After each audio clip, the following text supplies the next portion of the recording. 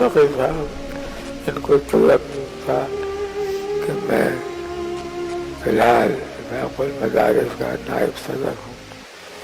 میں نے ان کو بہت تاکید سے کہا کہ لوگ اس عہدے کو قبول کر لو، ورنہ فیض المدارس فتنوں سے کبھی ختم نہیں ہوگا، تمام فتنے بڑھتے رہیں گے.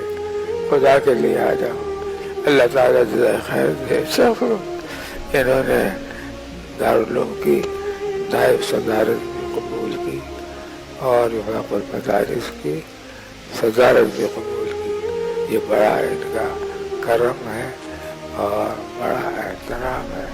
اللہ تعالیٰ ان کے علم و عمل میں امور میں برکت عطا فرمائے.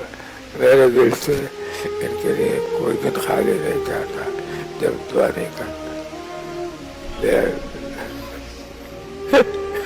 میں روز دعا کرتا، ان کو دیکھتا ہوں تو دل سے دعائیں نکلتی رہتی ہیں، آتی ہے میرے پاس روزانہ. ان کی محبت کی بات ہے. میری عیادت کے لیے روز آ رہا تھا تقریباً.